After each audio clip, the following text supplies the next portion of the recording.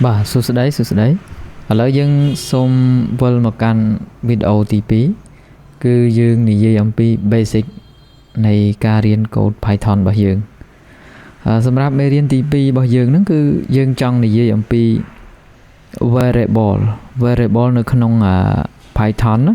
hạt ấy bên dương trời riêng variable vô variable nó vi chỉ cứ xóm môi bảo phía xa Python nó đâm bay bằng cao tới chỉ cầm thì mùi về priệp đôi chỉ dân riêng ạc so chuyên trình nhẹ sải chắc là bay cùng biết tới chỉ bịa mùi để dân thực bảo cọp chắc là không phía xa code cứ ca chạp đam tập bồn bằng nó cứ dân trời vô làm pi variable bảo vì chắc dân trời riêng pi variable năng xâm rạp variable với miền trởn còn bàn tay với asrai từ tam ca cầm nọt bao dương dân thông bảo vía từ món cứ miền 7 cứ dân đào tầm khăn từ lờ thì mỗi cái hào integer thì pi cái hào float thì bay cái hào string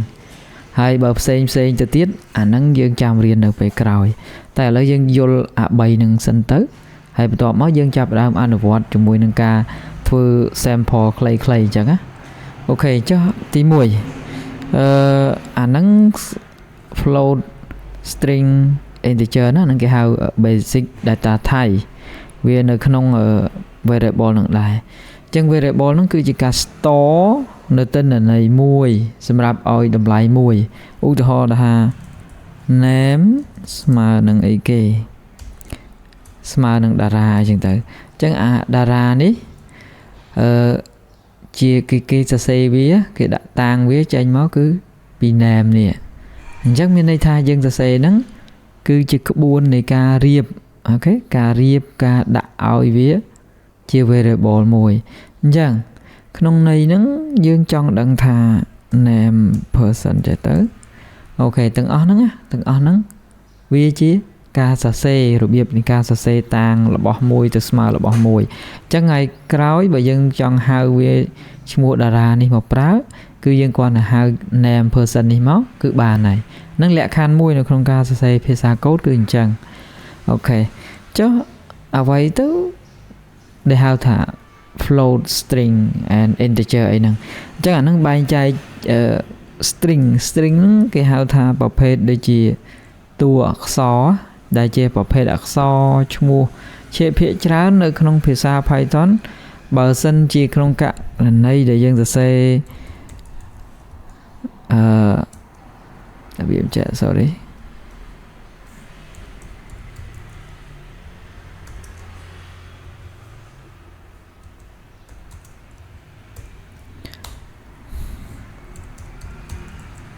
và number 2 equals 1.8 nè từng ó nắng cứ chia bộ phê bởi vì anh ấy cái hao thật string nó anh cái hao thật string hơi xâm rạp lê đây chia lẹ cái nạ chân nôn cốt nè anh ấy cái hao thà integer hai bởi lấy tu sụp hiện nó cái hao tha float ok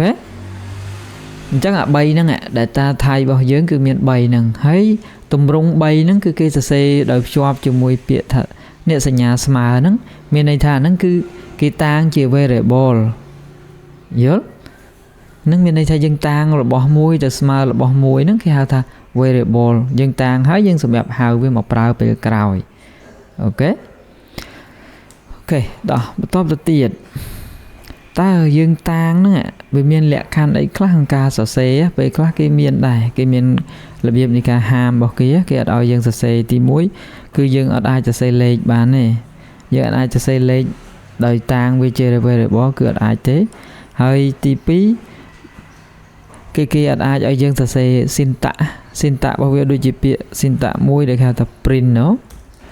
khai tập print print nó cứ chia function bỏ ở Python là mong chân dân anh ai cho xây tha print smart ấy nó cứ ạch thở kìa dỗ lắm vì ạch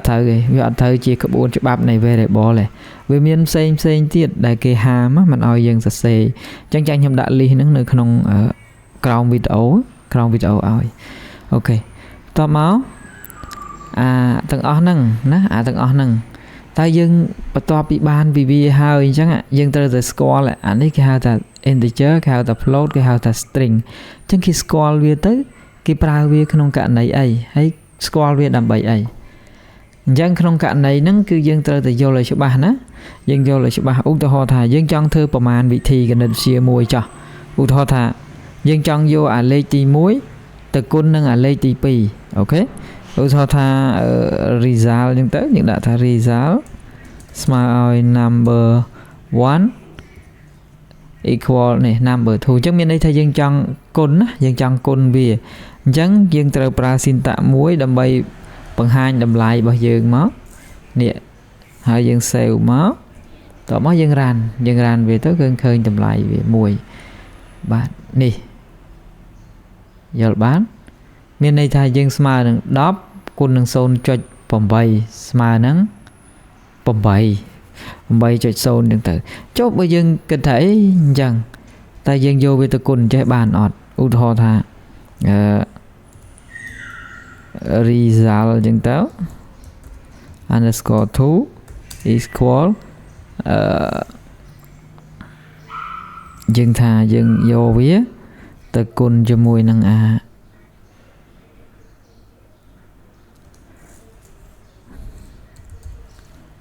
name person ចេះអញ្ចឹងនៅពេលហ្នឹងណានៅពេលហ្នឹងយើងសាក save វាមួយទៅហើយយើងទៅ run កម្មវិធីយើងមកនៅពេលដែល run ទៅវាចេញអានេះយើង print result 2មកតទៅពី run មកយើងនៅតែចេញអានេះអញ្ចឹងអត់អាចបានទេអញ្ចឹងមានន័យថាអានេះហើយនឹងអានេះវាអត់អាចគុណគ្នាបានទេដោយសារអីវាជា string ហើយអាមួយទៀតវាជា integer មានន័យថាអត់អាចយកលេខទៅគុណជាមួយនឹងអក្សរបានទេយល់បានយើងអត់អាចប្រើប្រាស់អញ្ចឹងបានទេព្រោះនៅក្នុងភាសាទូទៅក៏គេអត់អាចគុណអញ្ចឹងបានដែរអញ្ចឹងហើយបានគេត្រូវឲ្យយើងដឹងថាអានេះជាប្រភេទអីអានេះជាប្រភេទអីងាយស្រួលណាយើងងាយស្រួលហើយចុះយើងគិតមើល string integer ចុះឥឡូវយើងសាកគិតបន្តិចណាតែយើងធ្វើមិនអត់ដឹងពេលខ្លះយើងអត់ដឹងថាអូអានេះអីគេទេអញ្ចឹងដើម្បីដឹងបានគឺយើងអាចមានវិធីសាស្ត្របញ្ជាក់វាមួយទៀតបញ្ជាក់របៀបម៉េចគឺយើងអាចបញ្ជាក់ប្រភេទរបស់វាអូខេអញ្ចឹងយើងចង់ដឹងថាប្រភេទទី1ហ្នឹងជាអីជាប្រភេទ number 1ហ្នឹងជា integer float ឬក៏ជា string អញ្ចឹងដើម្បីបញ្ជាក់វាបានយើងធ្វើអញ្ចឹង print មកយើងនៅក្នុងហ្នឹងគឺយើងត្រូវតែអញ្ចឹងយើងដាក់ print ហើយបន្តមកទៀតយើងដាក់ថាThai នេះនៅក្នុងនេះមកហើយតមកយើងចង់ដឹងថាperson 1ហ្នឹងវាជាអីនេះយើង print ទាំង3អញ្ចឹងមកបន្តមកទៀតយើងគ្រាន់តែ save វាមួយមកហើយយើង run វា code វាមកវានឹង print ឲ្យយើងមើលនេះអញ្ចឹងមានន័យថាទី1គេហៅថា string អញ្ចឹងលទ្ធផលទី1របស់យើងហ្នឹងname person 1ហ្នឹង string ងាយ str ហ្នឹងគឺពាក្យកាត់របស់វាគឺ string ជាប្រភេទណាហើយint នេះint ហ្នឹងមានន័យថា integer ហ្នឹងអញ្ចឹងលេខនេះលេខរៀងទី1ហ្នឹងគឺ integer ហើយ number underscore 2ហ្នឹងវាជា float មានន័យថាលេខទុសភាគហ្នឹងគឺគេការមានន័យថាគឺយើងចង់ដឹងអំពីប្រភេទមួយដែលយើងតាងហ្នឹងវាជាអីអញ្ចឹងណាអូខេចុះបើសិនជាក្នុងករណីចេះវិញ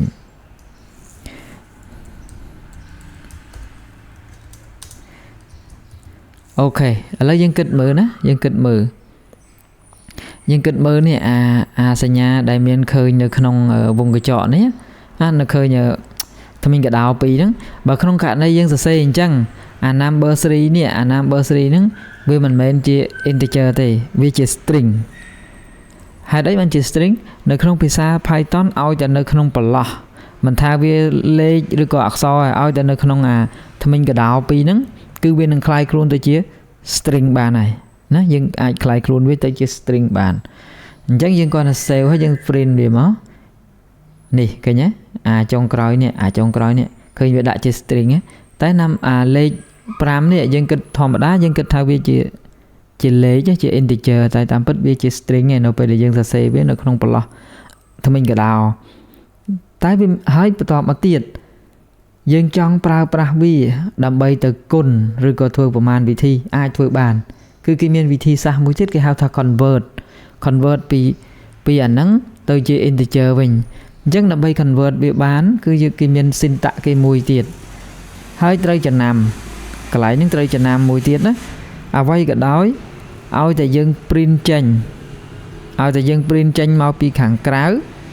គឺវាជា string តែហ្មងឲ្យតែ print ចេញមកខាងក្រៅឲ្យតែបោះជា result មកខាងក្រៅវាគឺជា string មិនថាវាជាលេខឬក៏ជាអក្សរទេគឺបោះមកវាជា string តែហ្មងបោះតួលេខយើងឲ្យតែយើងបោះចេញមកជាពិសេសពេលដែលយើងសរសេរផ្ទាំងកម្មវិធីយើងសរសេរកម្មវិធីជាមួយនឹង UI ភាគច្រើនគឺយើងបញ្ចូលលេខនៅក្នុង UI ហ្នឹងអញ្ចឹងអាចលេខដែលចាប់ពី UI មកហ្នឹងបោះចូលទៅក្នុងការគណនានៅក្នុងភាសាកូដនៅក្នុង back end របស់យើងហ្នឹងវាខ្លាយជា string ហើយអញ្ចឹងយើងត្រូវតែរៀន convert វាអូខេយើងត្រូវរៀន convert អញ្ចឹងយើងដាក់មក convert string to integer តោះអញ្ចឹង convert ភាសាវាងាយទេ convert ហ្នឹងគឺយើងត្រូវចាំ int ហ្នឹងមានន័យថា integer អញ្ចឹងបើយើងចង់ convert វាទៅជា integer យើង convert number 3ហ្នឹងទៅជា integer អញ្ចឹងយើងដាក់ថា number 3នេះយើង convert អញ្ចឹងទៅតោះមកយើង print ថៃម្ដងទៀតនេះ number 3នេះnumber underscore 3ហ្នឹងយើង convert នេះអាលេខហ្នឹងឲ្យទៅជា integer អញ្ចឹងយើង save ហើយយើងចាប់ run នេះឃើញទេដំបូងវាជា string បន្ទាប់មកវា load ចេញជា integer អញ្ចឹងពេលហ្នឹងគឺយើងអាចគណនាបានហើយយើងអាចយកវាទៅប្រើបានហើយអញ្ចឹងបើយើងចាប់ផ្ដើមសរសេរកម្មវិធីក៏អញ្ចឹងដែរនៅពេលដែលយើងយកលេខពី UI មកយើងត្រូវ convert វាសិនទៅអាចយកវាមកប្រើការតាមអ្វីដែលយើងទៅជា integer ឬក៏ទៅជា float បានណារបៀបនៃការ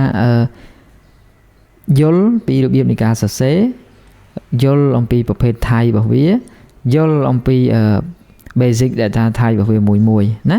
គុណសម្បត្តិរបស់វាច្រើននៅពេលដែលយើងចាប់បានរៀន basic វាហាក់បីដូចជារញ៉េរញ៉ៃឬក៏ស្ដាប់ទៅដែលវាអត់សូវយល់ទេអញ្ចឹងនៅពេលដែលយើងចាប់ដើមរៀនឲ្យស៊ីជម្រៅតែហ្មងយើងចាប់ដើមបង្កើតកម្មវិធី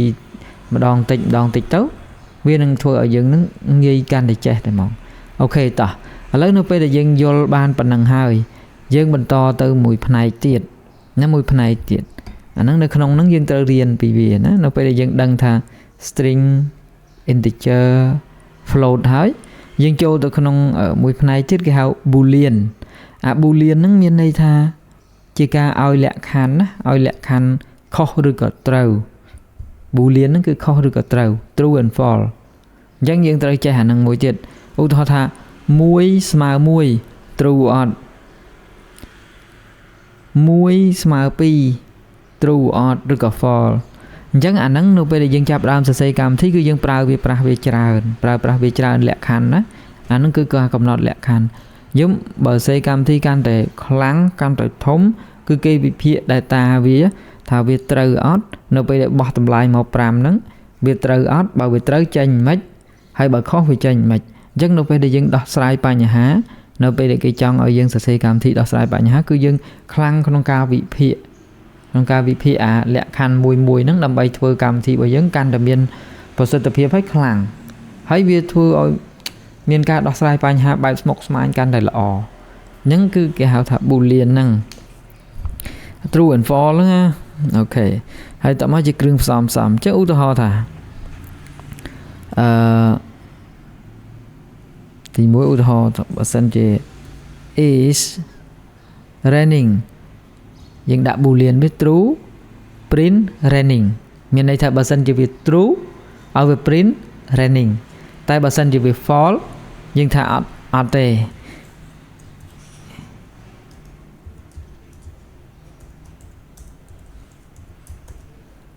ណែវា false ថារបៀបម៉េចអញ្ចឹងណាយើងតោះឥឡូវយើង save មួយមកយើងទីមួយយើង print ប្រភេទរបស់វាសិនអូខេបន្តមកនេះឃើញគេប្រាប់គេថាវាជា bool ហ្នឹងមានន័យថា boolean ណា b o o l ហ្នឹងគឺ boolean អញ្ចឹង boolean ហ្នឹងគឺគេប្រើនៅពេលហ្នឹងណាគឺគេប្រើនៅពេលហ្នឹងអញ្ចឹងយើងចាប់ផ្ដើមសរសេរកម្មវិធីតូចមួយមកយើងត្រូវចាំឥឡូវខ្ញុំឲ្យឧទាហរណ៍មួយសង្ឃឹមថាទាំងអស់គ្នាយល់ ឲ្យជានិមិត្តសញ្ញាក្នុងការប្រើប្រាស់គណិតវិទ្យានៅក្នុងភាសាកូដណានិមិត្តសញ្ញារបស់យើងឧទាហរណ៍ថាកាយនេះវាជាអីគេណាឥឡូវយើងខ្ញុំសរសេរចេះទៅឲ្យងាយយល់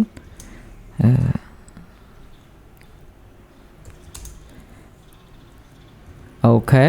អានេះជា division អូខេអានេះជា addition អូខេអានេះគឺជា subtraction អញ្ចឹងយើងត្រូវយល់អានេះសិនមកណាយល់ប៉ុណ្ណេះមក1 2 3 4ហ្នឹងអាហ្នឹងជាសញ្ញាគណិតវិទ្យានៅក្នុងការសរសេរភាសាកូដដំបូងគេអញ្ចឹងដើម្បីដាក់ជាលំហាត់មួយណាដើម្បីដាក់ជាលំហាត់មួយឲ្យអ្នកនរគ្នាសាកគណនាហើយយើងសាករៀនណាយើងសាករៀនធ្វើវាដោយឲ្យយើងយ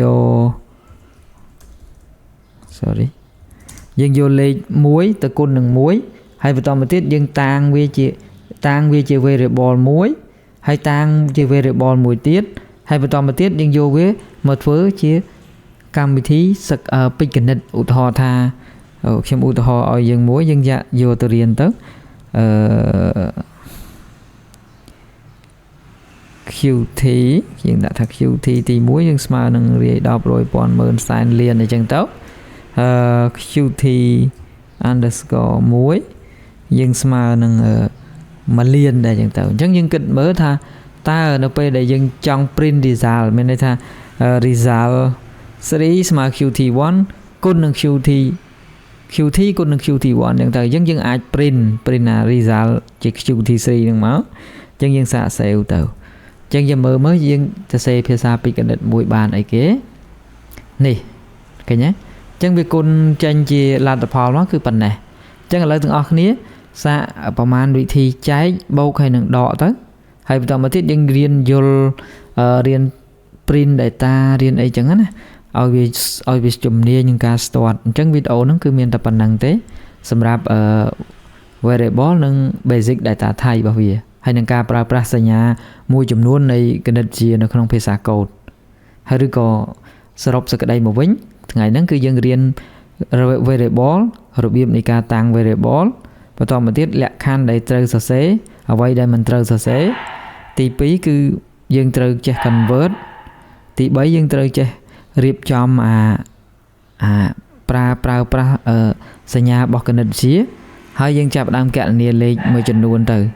បាទវីដេអូហ្នឹងមានតែប៉ុណ្្នឹងទេបាទអរគុណ